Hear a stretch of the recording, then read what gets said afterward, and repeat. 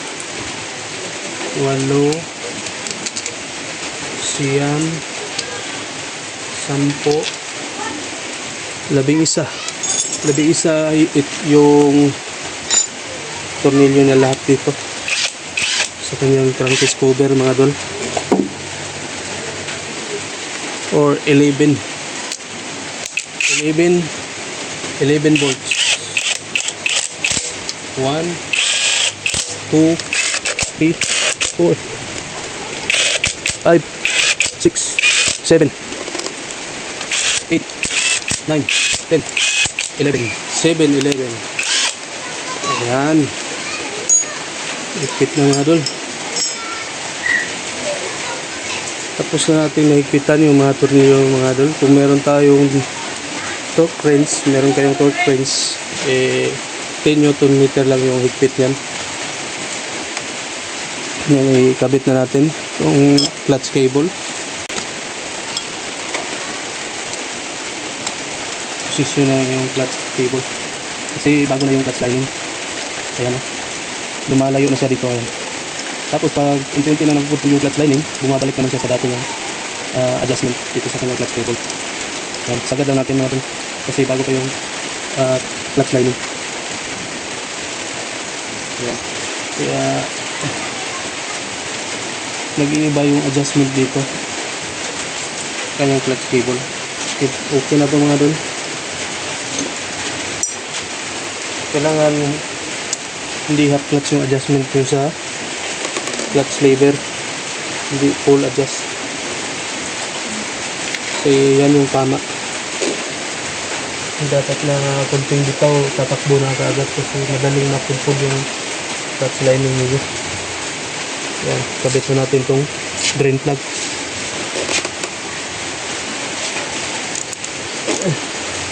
Kabit muna natin habang wala pang potres. Kasi mahirap na kapag medyo sa gabal na, pag may potres na siya. Ayan mga idol, higpit na. So, kick arm. Ayan, pagkabit nito, ganito yung posisyon niya mga idol. Hindi siya dapat babangga dito sa kanyang cover. Tapos yung tornilyo niya, ito 8mm. Yung palatandaan niya, may natulis dito sa ilalim. Palatandaan na dito siya para sa kicker.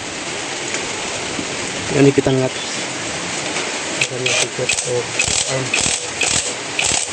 Yan, may fit na. And ayan mga idol,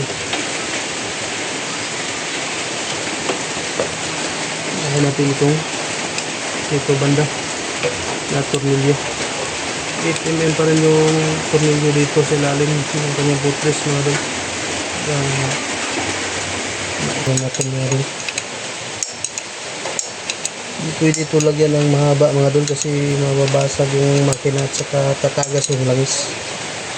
Napakadelikado kapag nilagyan nyo itong ng mahabang tornilyo kasi tatago siya doon sa loob ng makina. Ayan. Yan yung pinaka-iwasan yung nalagyan nyo ng mahaba ito. Nasa potress bolt nya. Yung tornilyo ng kanyang potress. Ito sa stock. Kaysa silalim. Tapos yung mga dawil nya. Yung dalawang dawil. Bukod na pala ito. Tama ito pala ito. Binigyan natin ito ng top-jacket kaso ito nabili na bagong sa jacket.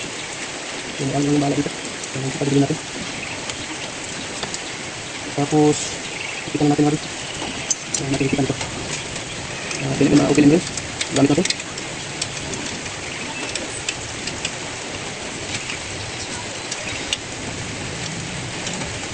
Yan, ipitan na rin. Nalaglag yung nut. Ipitan natin. Gamit yung impact. Kaso may ito. Lagyan naman natin ng langis.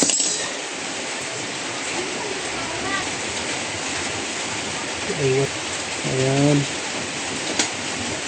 Dahan-dahan lang talaga kasi binalik natin itong kanyang naman. Wala magdagdag nito. Kasi ipik. Ipik na lang natin. Kasi wala pa yung mayari. Saka naubusan dito ng gasolina.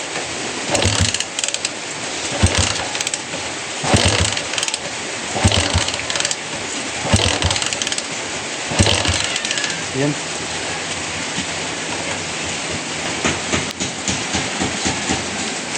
Testing na natin mamaya pag dumating na yung may-ari mga idol. Saka yung tamang clearance na sinasabi ko kanina sa dito sa kanyang clutch lever. Ayan mga idol. Dapat ganyan sa hindi yung kunting bitaw lang tatakbo na agad. Kailangan talaga ganyan yung clearance niya mula dito sa taas. Ayan. Yan dito sa agad siya. Kasi mag-i-engage pa yan pag dating sa gitna. Pag nag-engage na, pwede nyo lang dahan-dahan patakbuhin yung motor. Tapos bitawan nyo na. Ayan mga idol. Yung iba kasi kunting bitaw lang tumatakbo na yung motor nila. Mali yun. Sa kanila naman yun. Madaling masira yung lining doon. Ayan mga doon. Yan lang yung gagawin ninyo para tumagal pa yung lining nyo. Yung clutch lining na yung motor. Tamang pag-adjust ng clutch lever. Tapos tamang pagkabit ng clutch lining.